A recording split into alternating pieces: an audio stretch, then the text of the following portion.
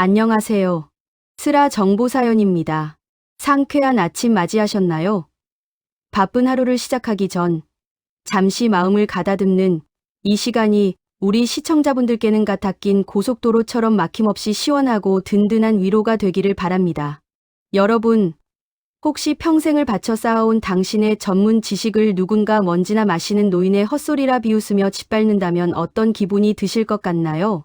오늘 사연은 거대한 아파트 공사 현장에서 형광조끼를 입고 신호를 보내는 한 노인과 그를 법도 모르는 무식한 일용직이라 무시하며 수천 명의 입주민 목숨이 달린 부실 공사를 강행하려던 오만한 건설사 상무의 이야기입니다.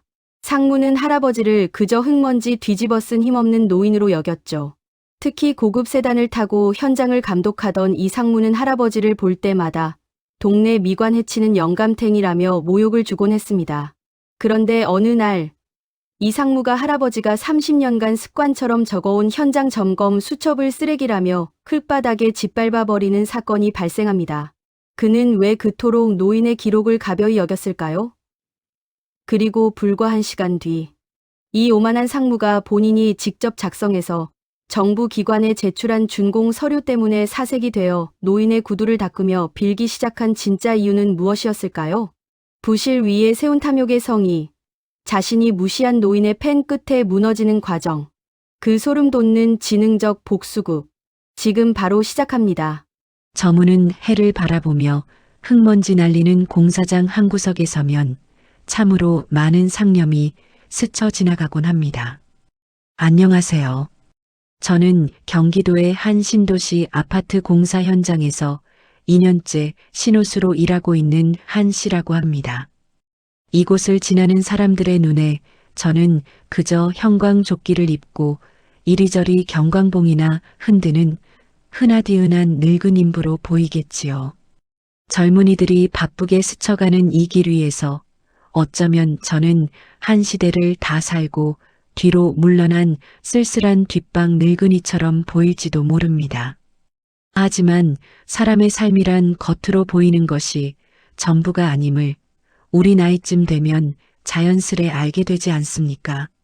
저는 은퇴하기 전 국토교통부에서 30년이 넘는 세월 동안 전국의 고속도로와 교량의 품질을 조사하고 감사하던 사람입니다. 후배들 사이에서는 제법 고집스럽고 깐깐한 전설의 도로 조사관으로 불리기도 했었지요. 은퇴 후 집안에서 덩그러니 화초나 가꾸며 남은 시간을 보내기엔 제 손이 아직 일하는 법을 잊지 못했습니다. 무엇보다 그저 가만히 앉아 비워져가는 시간을 견디는 것이 영 어색하기만 했지요. 그래서 다시 안전모를 썼습니다. 비록 과거처럼 거창한 서류를 결제하고 수십억짜리 공사를 좌지우지하는 자리는 아니지만 흙을 밟고 땀을 흘리며 누군가의 안전을 위해 길을 안내하는 이 작은 역할이 저는 참 좋습니다. 우리네 중년의 삶이라는 것이 그렇더군요. 대단한 명예나 자리보다는 아침에 일어나 갈 곳이 있고 내 작은 노동이 세상을 향해 아직 쓸모가 있다는 그 소박한 사실 하나가 헛헛한 마음을 참 따뜻하게 채워주곤 하니까요. 돌이켜보면 참으로 숨가쁘게 달려온 세월이었습니다. 전국의 험한 산과 거친 강을 가로지르며 길을 뚫고 다리를 놓던 그 시절, 제 청춘은 뜨거운 아스팔트와 시멘트 가루 속에서 훈장처럼 저물어갔습니다. 밤낮 없이 일하느라 정작 내 아이들이 커가는 모습은 사진첩 속에서나 확인해야 했던 참으로 미련하고도 애틋한 아버지의 삶이었지요. 가끔 현장에 쌓인 모래무지를 볼 때면 까마득히 잊고 살았던 옛 고향의 뒷산이 떠오르곤 합니다. 못살고 배고팠던 시절 저물녘 툇마루에 앉아 사람은 모름지기 콘크리트 마냥 속이 꽉 차고 단단해야 한대이 하시던 어머니의 굽은 등과 갈라진 목소리가 아직도 귓가에 맴도는 듯합니다. 가난했지만 정직을 갑옷처럼 여기셨던 부모님의 가르침, 그 말씀 하나를 평생의 나침반 삼아 저는 단 한 번도 남을 속이거나 부끄러운 돈을 탐한 적이 없었습니다. 우리가 지나는 이 길 위에는 그저 아스팔트만 깔린 것이 아닙니다. 자식들 배불리 먹이고 남부럽지 않게 가르치려던 우리네 아버지들의 굵은 땀방울, 그리고 밤이슬 맞으며 돌아오는 남편을 위해 따뜻한 찌개를 끓여놓고 기다리던 아내들의 고운 청춘이 그 밑바탕에 다져져 있는 것이지요. 그래서 저는 길을 볼 때마다 그 길을 닦아온 우리 세대의 묵묵한 희생과 끈끈한 가족애를 떠올리곤 합니다. 참으로 고단했지만 참으로 눈부시게 아름다웠던 우리의 옛 시절 말입니다. 그러나 안타깝게도 세상은 점점 우리가 알던 그 정직한 속도와는 다르게 흘러가는 듯합니다. 제가 일하는 이 신도시 공사 현장에는 공사 기간을 무리하게 단축하려던 건설 시행사의 최상무라는 젊은 임원이 실세로 군림하고 있었습니다. 그는 어떻게든 비용을 줄이고 자신의 성과를 부풀리기 위해 규격에 한참 미달하는 얇은 철근을 쓰고 물을 과하게 섞은 불량 레미콘을 쏟아붓고 있었지요. 30년을 현장에서 뼈가 굵은 제 눈을 속일 수는 없었습니다. 콘크리트는 참으로 정직한 녀석이라 섞이는 물과 모래의 비율에 따라 굳어가는 색깔과 냄새부터가 달라지거든요. 회색빛이 도는 그 반죽만 보아도 저대로 굳어버린다면 훗날 누군가의 따뜻한 보금자리가 될 이 아파트가 얼마나 큰 위험을 품게 될지 뻔히 보였습니다. 성장이라는 이름 아래 효율과 이윤만을 쫓느라 보이지 않는 곳의 내실은 텅텅 비어버리는 요즘의 세태를 볼 때면 우리네 중년들의 마음 한구석이 서늘해지곤 하지요. 삶도 그렇지 않습니까? 남들에게 보여주기 위한 화려한 간판이나 숫자보다 비바람을 견뎌낼 단단한 내면의 뼈대를 세우는 것이 훨씬 중요한 법인데 말입니다. 최 상무의 탐욕스러운 눈빛을 볼 때마다 저는 물질적 풍요 속에서도 묘한 빈곤함을 앓고 있는 이 시대의 슬픈 자화상을 보는 듯해 가슴이 무거워졌습니다. 그러던 어느 날이었습니다. 도저히 그냥 두고 볼 수 없는 지경에 이르렀을 때 최 상무가 은밀히 지시한 불법 하도급 업체의 트럭이 현장으로 들어서는 것을 제가 막아 세웠습니다. 제 직분은 그저 차를 안내하는 것이었지만 평생을 지켜온 양심이 저를 가만두지 않았던 것이지요. 상무님, 이 배합으로는 절대 안 됩니다. 당장은 굳은 것처럼 보여도 나중에 주차장 바닥에 미세한 균열이 시작되면 걷잡을 수 없는 큰 사고로 이어집니다. 조심스럽지만 단호하게 건넨 제 조언에 최 상무는 뱀처럼 서늘한 눈으로 저를 위아래로 훑어보았습니다. 그러고는 제 작업복 주머니에 꽂혀있던 낡고 해진 수첩을 거칠게 확 빼앗아 버리더군요. 그 수첩은 제가 30년간 현장을 다니며 꼼꼼히 기록을 남겨온 제 인생의 일기장과도 같은 물건이었습니다. 그는 코웃음을 치며 제 분신과도 같은 그 수첩을 흙바닥에 던져버리고는 자신의 구두발로 무참히 짓밟았습니다. 영감님, 당신이 공학을 알아? 내가 해외에서 공학 박사를 받은 사람이야. 당신이 끄적거린 이 꼬질꼬질한 낙서, 쪼가리가 무슨 법이라도 되는 줄 알아? 당장 이거 치우고 내 눈앞에서 꺼져. 늙었으면 집에서 손주나 볼 것이지. 내일부터 당장 나오지 마. 그는 제가 남긴 수십 년의 기록을 휴지 조각 취급하며 비웃었습니다. 요즘 세상은 다 디지털로 수치만 예쁘게 조작해서 맞추면 끝이야. 당신 같은 구닥다리, 노인네가 흙먼지 마셔가며 뭘 안다고 훈수질이야. 그의 발밑에서 처참하게 구겨지는 수첩을 보며 저는 뺨을 얻어맞은 듯한 모멸감을 느꼈습니다. 그 수첩은 단순한 종이 뭉치가 아니었으니까요. 아내가 허리띠를 졸라매며 싸준 도시락 냄새가 배어있고 내 아이들의 학비와 부모님의 약값을 벌어낸 정직한 땀방울이 스며있는 제 삶의 존엄 그 자체였습니다. 세상을 다 가진 듯 오만한 젊음 앞에서 늙고 힘없는 제 처지가 뼛속까지 시리게 다가오던 참으로 참담한 순간이었습니다. 그날 밤 좁은 거실에 홀로 앉아 흙이 묻은 수첩을 물티슈로 조심스레 닦아내며 참 많은 생각에 잠겼습니다. 찢어진 페이지를 테이프로 하나하나 붙이다 보니 제 마음 한구석도 같이 찢어지는 듯 했습니다. 은퇴 후 비로소 찾아온 이 중년의 낯선 고독감. 세상의 중심에서 밀려나 이제는 누구도 귀 기울여주지 않는 그저 고집 센 뒷방 늙은이가 되어버렸다는 서글픔이 밀물처럼 밀려왔지요. 열려있는 안방 문틈으로 세상 모르고 곤히 잠든 아내의 굽은 등이 보였습니다. 평생 무뚝뚝하고 현장밖에 모르는 남편을 만나 검은 머리가 팥뿌리가 되도록 속 끓이며 살아온 가여운 내 사람. 저 아내의 얼굴에 주름을 훈장처럼 남겨준 것이 바로 내 삶이었는데 오늘 한낮 젊은이의 구둣발에 내 삶 전체가 부정당했다는 생각에 눈시울이 붉어졌습니다. 마음이 답답해 옛 친구의 번호를 눌렀다. 이내 지워버렸습니다. 우리 나이가 되면 누군가에게 기대어 푸념을 늘어놓는 것조차 조심스러워지는 법이지요. 그저 쓰디쓴 소주 한 잔 혹은 깊은 밤의 정적에 나를 온전히 맡기며 스스로 상처를 삼켜내는 법을 배우게 됩니다.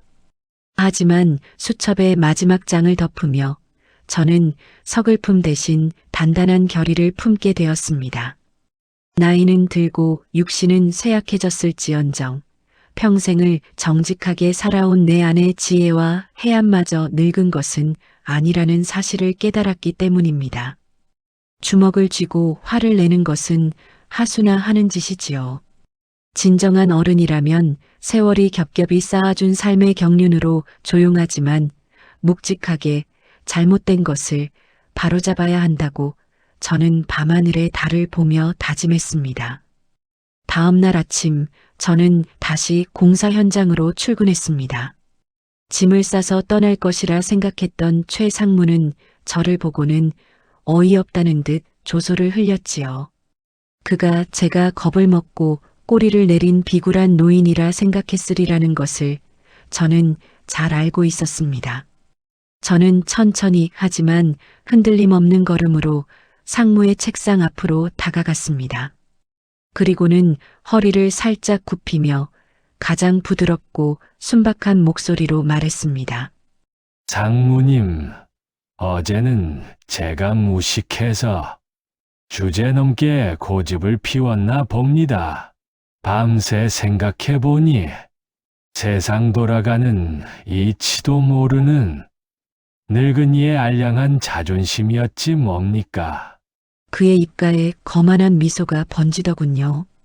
저는 속으로 차갑게 가라앉은 마음을 숨기며 말을 이었습니다. 대신 제가 평생 공무원들 서류 뒤치다거리나 하며 어깨 너머로 배운 재주가 하나 있습니다. 상무님이 이번에 올리시려는 그 준공 서류 말입니다. 숫자들은 참 예쁘게 잘 맞추셨는데 조사관들이 척 보면 금방 들통날 구석이 좀 보입니다요. 제가 국토부 조사관들 입맛에 딱 맞게 그 숫자 배열만 살짝 손봐드릴까요? 제 말대로만 고치면 준공검사는 그야말로 프리패스일 텐데 말입니다. 인생이란 참 묘한 것입니다. 젊은 시절에는 힘과 목소리를 높여 세상을 이기려 하지만 세월을 비워내며 살아온 중년의 지혜는 부드러움으로 강함을 제압하는 법을 알게 하지요. 자신이 모든 것을 통제하고 있다고 믿는 오만한 자만심. 저는 바로 그 자만심이라는 약점을 향해 아주 정교하고 달콤한 미끼를 던진 것입니다. 저의 굽신거리는 태도에 최 상무는 제가 진짜 당장의 일자리를 잃지 않기 위해 비굴해진 불쌍한 늙은이라고 완벽하게 착각했습니다. 그는 껄렁한 웃음을 터뜨리며 자신의 노트북 화면을 제 쪽으로 휙 돌려주더군요. 그래? 어디 그 잘난 공무원들 입맛이 어떤 건지? 한번 고쳐보시지. 서류가 완벽하게 통과되면 내 특별히 노잣돈 삼으라고 뒷돈 좀 두둑하게 챙겨줄 테니까. 그의 노트북을 넘겨받은 제 손끝은 투박하고 갈라져 있었지만 키보드 위를 움직이는 순간만큼은 30년 전 가장 예리했던 조사관의 감각으로 되살아났습니다. 최 상무는 서류상 완벽하게 보이도록 응력을 계산하고 수치를 맞췄다 자부했겠지만 그는 실물을 모르는 책상머리 지식에 불과했습니다. 그는 실제 하중 계산식에서 현장 베테랑 조사관들만 은밀히 교차 검증하는 특수 개수가 존재한다는 사실 자체를 모르고 있었죠. 저는 그 보고서를 그의 입맛에 맞게 겉으로는 오차 하나 없는 완벽한 데이터처럼 고쳐주었습니다. 하지만 그것은 무사 통과를 돕는 면제부 서류가 아니었습니다. 저는 통계학적으로 인위적인 조작이 개입되지 않으면 자연 상태에서는 절대 나올 수 없는 수치 배열, 즉 벤포드의 법칙 역순을 교묘하게 활용하여 숫자들을 촘촘하게 재배열했습니다. 사람의 인생에 지문이 남듯 자연의 순리를 거스른 숫자는 반드시 그 흔적을 남기게 마련입니다. 국토부의 자동 감사 시스템이 이 서류를 읽어드리는 순간 즉각적으로 치명적인 오류를 감지하고 최상위 중점 감사 대상으로 붉은 알람을 울리도록 완벽한 함정을 판 것입니다. 그것은 제가 부린 마법이 아니었습니다. 그저 순리를 거스르고 억지로 꾸며낸 것은 언젠가 반드시 무너진다는 대자연과 인생의 변함없는 법칙을 숫자로 증명해 놓은 것뿐이지요.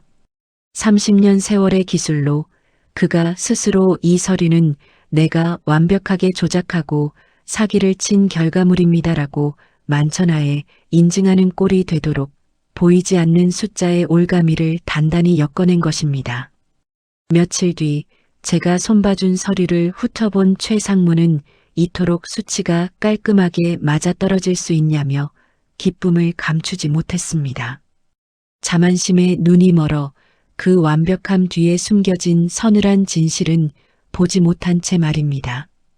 그는 의기양양하게 마우스의 버튼을 눌러 국토부 시스템의 준공 보고서를 최종 제출했습니다. 그러나 그가 꿈꾸던 화려한 성공의 축배는 채 1시간을 넘기지 못했습니다. 보고서가 전송되고 불과 1시간도 채 되지 않아 평온하던 공사 현장 입구로 검은색 관용차 3대가 거친 먼지를 일으키며 들이닥쳤습니다.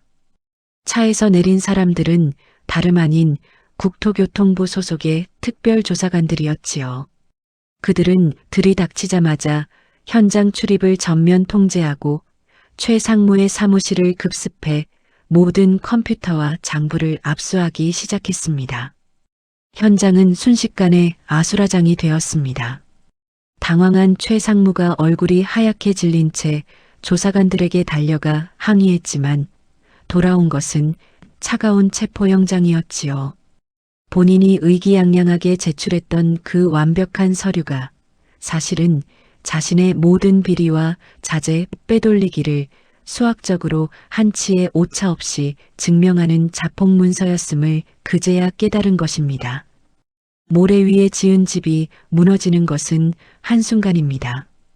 탐욕으로 겹겹이 쌓아 올린 거짓의 성벽이 제가 심어놓은 작은 진실의 숫자 몇 개에 의해 도무지 손쓸 틈도 없이 산산조각이 나버리는 광경. 저는 멀찌감치 물러서서 요란하게 울리는 사이렌 소리를 들으며 그저 담담히 그 모습을 지켜볼 뿐이었습니다. 모든 상황이 자신이 파놓은 무덤이었음을 깨달은 최 상무의 시선이 먼발치에 서 있던 저를 향했습니다. 그의 눈빛은 조금 전의 오만함은 온데간데 없이 극도의 공포와 절망으로 일그러져 있었지요. 그는 다리에 힘이 풀린 듯 비틀거리며 제 앞으로 다가오더니 털썩 무릎을 꿇고 제 안전화 끄트머리를 부여잡았습니다. 영감님. 아니, 이 의원님, 제발 살려주세요. 제가 눈이 멀어 몰라 뵀습니다. 한 번만, 딱 한 번만 선처해 주시면 평생 은혜를 갚겠습니다. 살기 위해 비굴해지는 것은 제가 아니라 바로 그 자신이었습니다. 탐욕의 끝에 마주한 인간의 밑바닥을 보며 저는 안쓰러움조차 느끼지 못할 만큼 마음이 고요해짐을 느꼈습니다. 저는 그를 향해 손을 뻗는 대신 제 작업복 주머니에서 그가 짓밟았던 낡은 가죽 수첩을 꺼냈습니다. 그리고는 표지에 묻어있던 마른 흙먼지를 무심하게 툭툭 털어냈지요. 최상무, 제 낮고 조용한 부름에 그는 숨죽여 저를 올려다보았습니다. 사람이 짓는 콘크리트는 눈가림으로 속일 수 있을지 몰라도 우주와 자연이 남기는 숫자에 순리는 결코 속일 수 없는 법이라네. 자네가 내 구닥다리 지식이라며 무참히 짓밟았던 이 수첩은 비록 낡고 해졌지만 자네가 얄팍한 탐욕으로 쌓아 올린 저 아파트는 이미 뼈대부터 시커멓게 썩어 있더군. 저는 수첩을 다시 주머니에 깊숙이 찔러 넣으며 그의 어깨를 가볍게 토닥였습니다. 이제 그 무거운 죄의 무게는 차가운 감옥에 앉아 자네가 좋아하는 그 계산기로 천천히, 아주 천천히 다시 계산해 보게나. 변명할 기회조차 잃어버린 그를 뒤로 한 채 저는 조용히 몸을 돌렸습니다. 등 뒤로 그가 무너져 내리며 통곡하는 소리가 들려왔지만 한때 그가 제 수첩을 짓밟았을 때 제가 느꼈던 처절함에 비하면 그것은 그저 탐욕이 부서지는 파열음에 불과했습니다. 그렇게 한바탕 폭풍이 지나가고 공사 현장은 다시 정직한 땀방울을 흘리는 진짜 일꾼들의 손으로 돌아갔습니다. 저는 다시 형광조끼를 입고 경광봉을 흔들다가 며칠 전 조용히 그 현장을 떠났습니다. 제가 해야 할 작은 몫의 책임을 다했다는 후련함을 안고서 말이지요. 이제 저는 아내와 함께 동네의 작은 산책로를 걷는 것으로 하루를 시작하고 마무리합니다. 어느새 백발이 성성해진 아내의 주름진 손을 맞잡고 걷다 보면 지나온 세월의 모진 풍파들이 그저 한바탕의 짧은 꿈처럼 느껴지곤 합니다.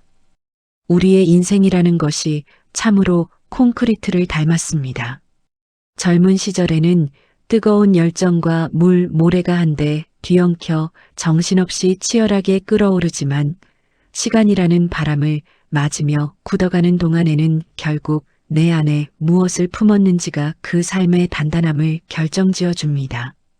이기심과 탐욕으로 채운 삶은 작은 시련에도 쉽게 금이 가 무너지지만 정직과 사랑 그리고 가족을 향한 묵묵한 헌신으로 채운 삶은 어떤 비바람이 몰아쳐도 굳건히 버텨내는 법이지요.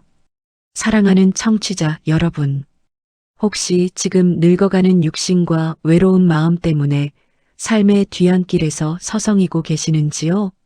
자식들은 떠나고 세상은 우리를 낡은 구시대의 유물로 취급하는 것 같아 마음이 헛헛하신지요. 하지만 너무 서러워하지 않으셨으면 좋겠습니다.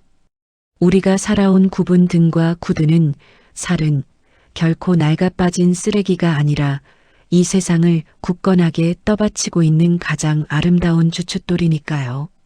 이제는 남은 날들을 위해 마음의 짐을 조금씩 비워내고 곁에 있는 늙은 아내, 남편과 따뜻한 차 한 잔 나누며 그저 건강하게 웃을 수 있다면 그것이 최고의 노후가 아닐까 싶습니다.